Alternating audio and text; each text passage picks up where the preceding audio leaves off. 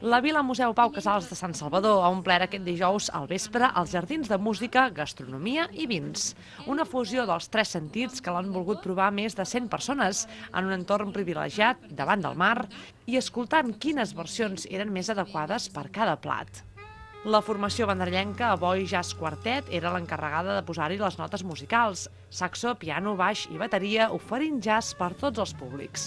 De fet, prèviament els restauradors han deixat provar el plat als músics perquè fossin ells mateixos qui escollissin la peça musical que més s'hi avenia.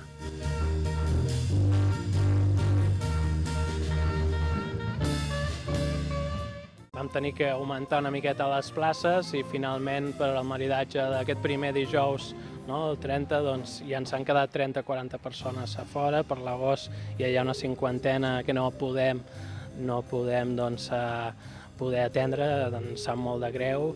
Aquest diguéssim, maridatge musical és el tercer any, ja s'hi han tingut altres edicions. Cada any intenta créixer una miqueta més. Aquest any ens hi hem sumat tots els de terra i taula i esperem poder també a poc a poc anar creixent i poder aquesta demanda poder-la assumir.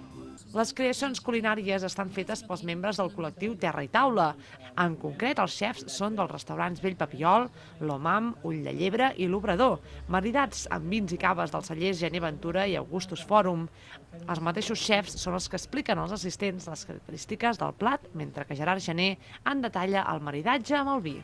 Per aquest maridatge, com sempre, la base són els productes del col·lectiu, de tots els productes agroalimentaris que s'estan produint de qualitat a la nostra comarca.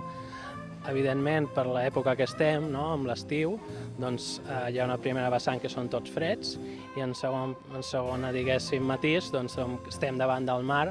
Aquest any, excepte les postres, tot és ingredients que hem ajuntat una miqueta al mar i Baix Penedès.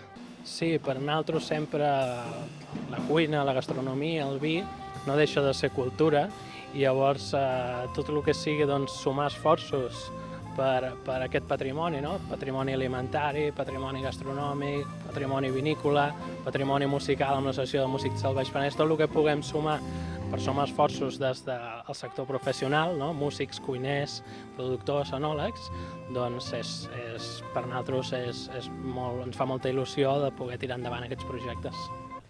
L'activitat està programada també pel proper 6 d'agost, tot i que les places estan ja cobertes.